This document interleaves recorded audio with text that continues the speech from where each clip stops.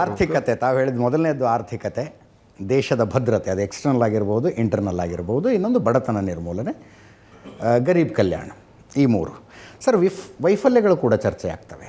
ಮೊಟ್ಟ ಮೊದಲನೇದಾಗಿ ವಿಪಕ್ಷಗಳವರು ಜಾಸ್ತಿ ಮಾತಾಡೋದು ಬೆಲೆ ಏರಿಕೆ ಮತ್ತು ನಿರುದ್ಯೋಗ, ಎರಡನ್ನೂ ನಿಯಂತ್ರಣ ಮಾಡೋದಕ್ಕೆ ಮೋದಿ ಕೈಲಿ ಆಗಲಿಲ್ಲ ಅಂತಾರೆ, ಈ ಸರ್ಕಾರದ ಕೈಲಿ ಆಗಲಿಲ್ಲ ಅಂತಾರೆ. ಬೆಲೆ ಏರಿಕೆ, overall inflation is monitored by the finance ministry, overall inflation. But ಬೆಲೆ ಏರಿಕೆಯಲ್ಲಿ ಫುಡ್ಡು ಮತ್ತು ಜನರಲ್ ಆರ್ಟಿಕಲ್ ಇನ್ಫ್ಲೇಷನ್ನು ಮಾನಿಟರ್ ಮಾಡೋದು ನನ್ನ ಮಿನಿಸ್ಟ್ರಿ. ಮಧ್ಯೆ ಇತ್ತೀಚೆಗೆ ಯುದ್ಧ ಶುರು ಆಗೋಕ್ಕಿಂತ ಮೊದಲು ಒಂದು ಡೆಲಿಗೇಷನ್ ಬಂದಿತ್ತು ನನ್ನ ಹತ್ರ. ಇಲ್ಲ, ಈ ಮೋದಿ ಸಾಹೇಬರು ಸಿಕ್ಕಾಪಟ್ಟೆ ಬೆಲೆ ಕಂಟ್ರೋಲ್ದಲ್ಲಿಟ್ಟರೆ ಸ್ವಲ್ಪ ಇನ್ಫ್ಲೇಷನ್ ಆಗಕ್ಕೆ ಬಿಡ್ರಿ ಅಂತ. ಹಾಂ, ಯಾಕಂತೆ? Because it was 1.9%, food inflation 9.97% ಮಧ್ಯೆ.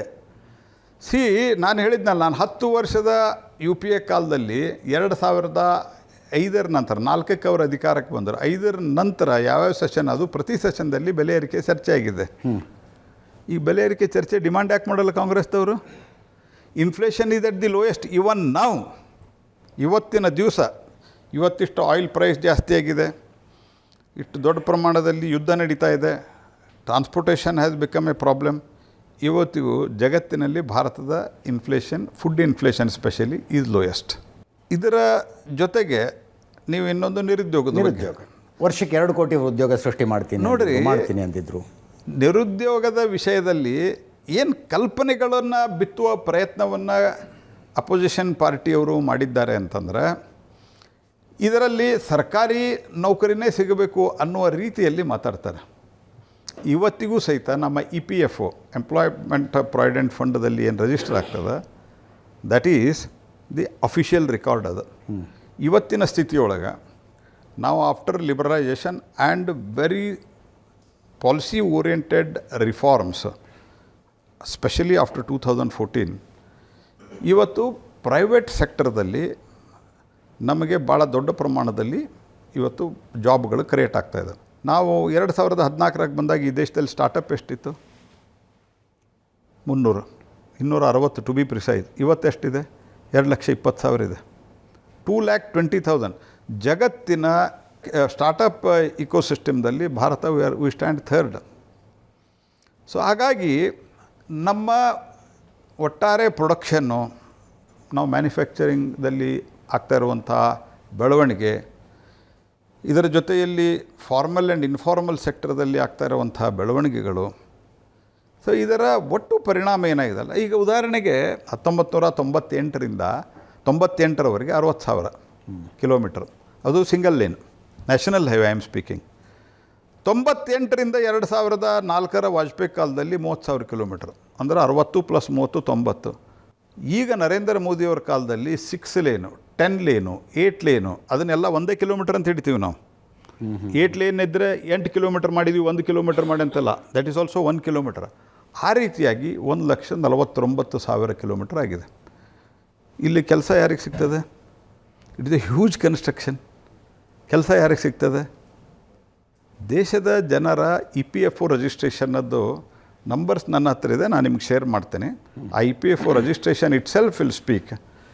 ಈ ನಿರುದ್ಯೋಗದ ಏನೋ ಭಾಷಣವನ್ನು ಮಾಡಿ ಜನರನ್ನು ದಾರಿಗೆ ತಪ್ಪಿ 2 ಕೋಟಿ ನರೇಂದ್ರ ಮೋದಿ ಅವ್ರದ್ದು ಇನ್ನೊಂದು ಭಾಳ ದಾರಿಗೆ ತಪ್ಪಿಸೋ ಕೆಲಸನೂ ಮಾಡ್ತಾರೆ. ಅಂದರೆ ಸುಳ್ಳು ಹೇಳುವ ಒಂದು ಹವ್ಯಾಸ ಬೆಳೆಸ್ಕೊಂಡ್ಬಿಟ್ಟಿರೋದ್ರಿಂದ ಸುಳ್ಳು ಹೇಳೋದು ಒಂದು ಪ್ರವೃತ್ತಿಯಾಗಿದೆ.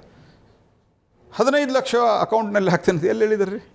15 ಲಕ್ಷ ಬರುವಷ್ಟು ಹಣ ಬೇರೆ ದೇಶದಲ್ಲಿದೆ ಅನ್ನುವಂಥ ಸಂಗತಿಯನ್ನು ಹೇಳಿದರು. ನೀವು 15 ಲಕ್ಷದ ವಿಷಯ ತೆಗೆದ್ರಿ ಅಂತ, ಅದೇ ವಿಷಯಕ್ಕೆ ಬ್ಲ್ಯಾಕ್ ಮನಿ ವಾಪಸ್ ತರ್ತೀನಿ ಅಂದ್ರಿ, ಬ್ಲ್ಯಾಕ್ ಮನಿ ದೇಶದಲ್ಲಿ ಕಡಿಮೆ ಆಗುತ್ತೆ ಅಂದ್ರಿ, ಡಾಲರ್ ಬೆಲೆ ಕಡಿಮೆ ಆಗುತ್ತೆ, ರೂಪಾಯಿ ಮೌಲ್ಯ ಜಾಸ್ತಿ ಆಗುತ್ತೆ ಅಂದ್ರಿ. ಇವೆಲ್ಲ ಆರ್ಥಿಕ ವೈಫಲ್ಯಗಳಲ್ವ ಸರ್? ನೋಡಿರಿ, ಆ ಡಾಲರು ಬೆಲೆದಾಯಿತು ಮತ್ತು ಈ ಬ್ಲ್ಯಾಕ್ ಮನಿ NPA ಎಷ್ಟಾಯಿತು?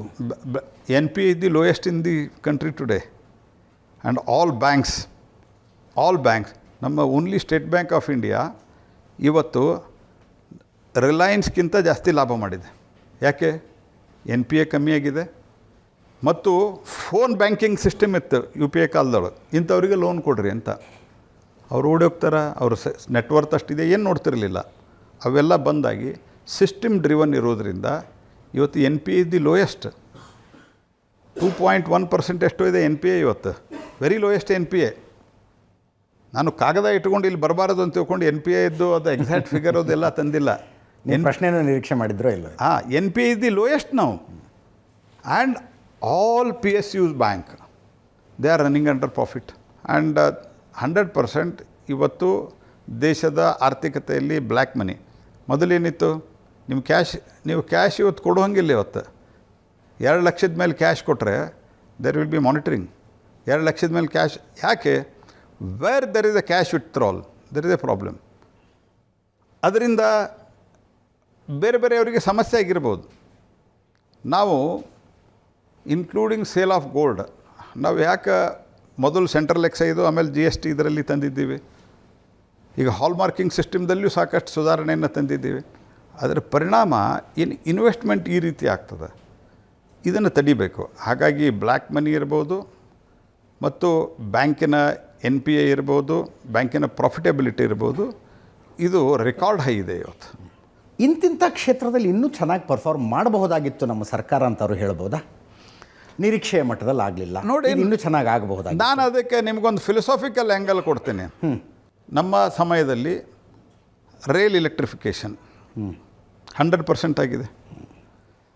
65,000 ಕಿಲೋಮೀಟರ್ ರೈಲ್ ನೆಟ್ವರ್ಕ್ ಇದ್ದದ್ದು ಇವತ್ತು 1,05,000 ಕಿಲೋಮೀಟರ್ ಆಗಿದೆ. Sir, capital expenditure infrastructure development ಬಗ್ಗೆ ಕೇಳೋದಕ್ಕಾಗೋದಿಲ್ಲ, ಯಾಕಂದ್ರೆ ನಂಬರ್ ಎಲ್ಲರ ಮುಂದೆ ಇದ್ದಾವೆ. ಮುಂಚೆ why I am telling is so ಇದನ್ನು ಇನ್ನೂ ರೈಲ್ ಕನೆಕ್ಟಿವಿಟಿ ಜಾಸ್ತಿ ಮಾಡಿ ನಮ್ಮ ಲಾಜಿಸ್ಟಿಕ್ ಕಾಸ್ಟ್ ಕಮ್ಮಿ ಮಾಡ್ಬೋದಾಗಿತ್ತ. ಈಗ ನಾವು 2% ಕಮ್ಮಿ ಮಾಡಿದ್ವಿ. ಪ್ರೈಮ್ ಮಿನಿಸ್ಟರ್ ನಮ್ಮ ಎಲ್ಲರಿಗೂ ಟಾರ್ಗೆಟ್ ಕೊಟ್ಟಿದ್ದಾರೆ. ಇದು ವರ್ಲ್ಡ್ ಬೆಂಚ್ ಮಾರ್ಕ್ ಬರಬೇಕು. ವರ್ಲ್ಡ್ ಬೆಂಚ್ ಮಾರ್ಕ್ ಇರೋದು ಎಷ್ಟು? 6%. ನಮ್ಮಲ್ಲಿರೋದು ಎಷ್ಟು? 12%. ಇದು ಇನ್ನೂ ಮಾಡೋದಕ್ಕೆ ಇನ್ನೂ ನಮ್ಮ ಪೋರ್ಟ್ ಇನ್ಫ್ರಾಸ್ಟ್ರಕ್ಚರು, ಇನ್ನೂ ನಮ್ಮ ಎಲೆಕ್ಟ್ರಿಸಿಟಿ ಕಾಸ್ಟು ಬಿಕಾಸ್ ಆಫ್ ನಾವು ಮ್ಯಾನುಫ್ಯಾಕ್ಚರಿಂಗ್ ಹಬ್ಬ ಇದೆಲ್ಲ ಮಾಡಬೇಕು. ಅದರ ಬಗ್ಗೆ ನಮ್ಮ ಈ ಅವಧಿಯಲ್ಲಿ ರಿಫಾರ್ಮ್ ಮಾಡೋದರ ಮೂಲಕ ಈ ಅವಧಿಯಲ್ಲಿ ಲಾಜಿಸ್ಟಿಕ್ ಕಾಸ್ಟ್ ಕಮ್ಮಿ ಮಾಡಬೇಕು, ಮ್ಯಾನುಫ್ಯಾಕ್ಚರಿಂಗ್ ಕಾಸ್ಟ್ ಕಮ್ಮಿ ಮಾಡಬೇಕು. ಆ ರಿಫಾರ್ಮ್ನಿಂದ ಲಿವಿಂಗ್ ಈಸ್ ಆಫ್ ಡೂಯಿಂಗ್ ಬಿಸ್ನೆಸ್ಸಲ್ಲಿ ಇನ್ನೂ ಹೆಚ್ಚಿನ ಮಾಡಲಿಕ್ಕೆ ನಮಗೆ ಅವಕಾಶ ಇದೆ. ಯಾರು ಕಾಂಪ್ಲೆಸೆಂಟ್ ಆಗಿಬಿಟ್ರೆ ಇಷ್ಟೆಲ್ಲ ಮಾಡಿಬಿಟ್ಟಿದ್ವಿ, 12 ವರ್ಷ ಆಯಿತು, ಇನ್ನು 3 ವರ್ಷ ಇದ್ದೇ ಇರ್ತೀವಿ, ಈ ಭಾವನೆಯೊಳಗೆ ಇರಬಾರ್ದು ಅಂತ ಪ್ರಧಾನಮಂತ್ರಿಗಳ ಸೂಚನೆ ಕೊಟ್ಟಿದ್ದಾರೆ. ಹೀಗಾಗಿ ಎಲ್ಲವೂ ಮಾಡಿಬಿಟ್ಟಿದ್ದೀವಿ ಅನ್ನುವಂಥದ್ದು ಇದರಲ್ಲಿಲ್ಲ. ನಾವು 2047ಕ್ಕೆ ವಿಕಸಿತ ಭಾರತ ಆಗಬೇಕು ಅನ್ನೋಂಥ ಕಲ್ಪನೆ ಮಾಡಿ ಅದರ ಪ್ರಕಾರ ಕೆಲಸ ಮಾಡ್ತಾಯಿದ್ವಿ. ಪ್ರಧಾನಮಂತ್ರಿಗಳು 2047ಗಿಂತ ಮೊದಲು ಮಾಡೋಕ್ಕೆ ಪ್ರಯತ್ನ ಮಾಡ್ಬೇಕಂತ ಅದು ಆಶಾಭಾವನೆ ಅಲ್ರಿ. ಅದೇನು ಹೇಳೋದು, ನಾನೇನು ಹೇಳೋದು, ಏನು ಆಗ್ಬೇಕಂದ್ರೆ ಇದೇ ಆಗ್ಬೇಕು.